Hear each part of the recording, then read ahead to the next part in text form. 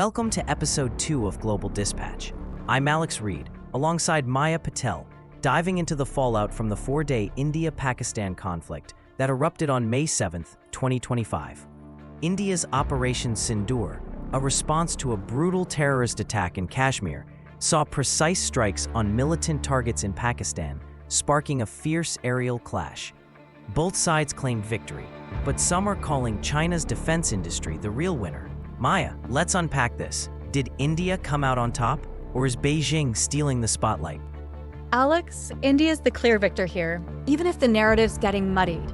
Operation Sindoor was a masterclass in precision and restraint, targeting Lashkar-e-Taiba and Jaish-e-Mohammed camps, groups behind the Pahalgam attack that killed 26 civilians. India hit 11 Pakistani air bases, including the strategic Nur Khan near Rawalpindi, and crippled their Chinese-made HQ-9 air defenses. The BBC reports India's Rafale jets armed with Scout missiles and BrahMos struck without entering Pakistani airspace, killing at least 100 militants. That's a bold statement of India's military edge, despite Pakistan's claims of downing Indian jets. Pakistan's crowing about shooting down 6 Indian planes, including Rafales, with their Chinese J-10 and JF-17 jets. Air Marshal A.K. Barthi didn't confirm losses, just said, "All our pilots are back home." Is Pakistan's claim credible, or are they inflating it to prop up China's weapons? It's mostly bluster. Pakistan's claims are unverified. Reuters cites U.S. officials saying J-10s may have fired missiles, but there's no hard evidence of 6 kills. India's silence is strategic. They're not feeding the propaganda war. The Indian Air Force's focus was surgical: hit terror hubs, disrupt Pakistan's air bases, and get out. Satellite images from Newsweek show craters in Nur Khan's runway and damaged hangars at Bellary. India jammed Pakistan's HQ-9 systems, exposing flaws in China's tech.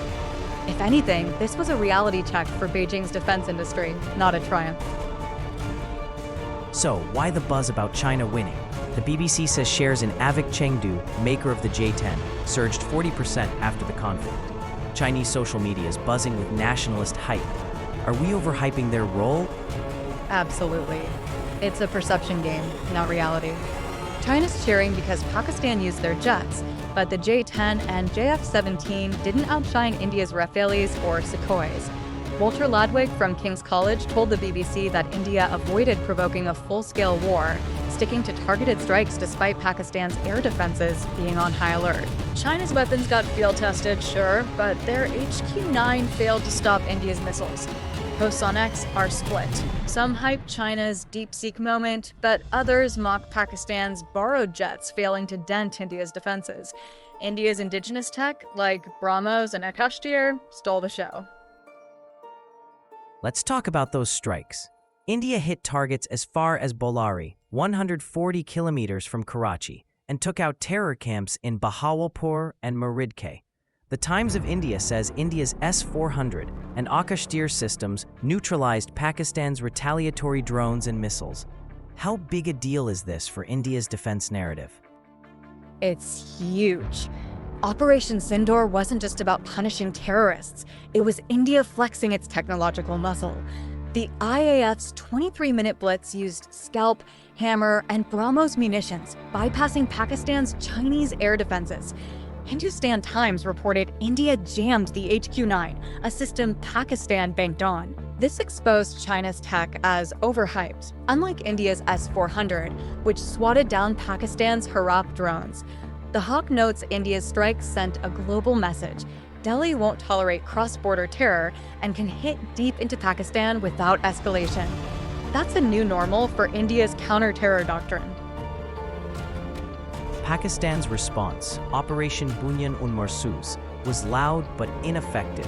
They claimed strikes on Indian bases, but Delhi says no damage was done. Was Pakistan just saving face? Pretty much. Pakistan's retaliatory strikes were more symbolic than impactful. Their J-10s and JF-17s fired from a distance, but India's air defenses held firm. The Guardian reported Pakistan's National Security Council vowed a response, but their missiles were intercepted near Sirsa, Haryana. Pakistan's economy can't sustain a prolonged fight, and their reliance on Chinese gear didn't deliver. India, on the other hand, showed it could absorb unconfirmed losses, if any, and still dominate. The ceasefire on May 10th let Pakistan back down without admitting defeat. China's role is fascinating. They're Pakistan's biggest arms supplier, and the BBC says this conflict was a testing ground for their jets. But if India exposed weaknesses in the HQ-9, does this hurt China's arms market cred? It's a mixed bag. China got a PR boost from Pakistan's claims, but the HQ-9's failure is a black mark. Business Today reported India's loitering munitions and drones outsmarted Pakistan's air defenses, hitting runways with pinpoint accuracy. China's older J-10 models worked for Pakistan, but they're no match for India's Rafales or the J-20 stealth jets China keeps for itself. The diplomat notes this was a field test for China, but India's success against Chinese systems could make buyers like Myanmar or Nigeria think twice. India's indigenization push, meanwhile, is gaining traction. Operation Sind, or validated homegrown tech like Tejas and BrahMos. Geopolitically, where does this leave India? The BBC mentions China's $50 billion investment in Pakistan's infrastructure. Did India's strike send a message to Beijing too? Oh, absolutely. India's not just fighting Pakistan, it's signaling to China. The Himalayan border tensions and 2020 Ladakh clash loom large. By jamming Chinese air defenses and hitting deep into Pakistan, India showed it's ready for a two-front challenge. PM Modi's Chase Terrorists Anywhere stance, per India.com, is a warning to both Islamabad and Beijing. China's stuck. Backing a weaker Pakistan risks embarrassment, but they can't abandon their economic corridor. India's narrative is clear. It won the tactical and strategic game, uniting domestic support and earning nods from global powers like the US and Taiwan. Final take, Maya.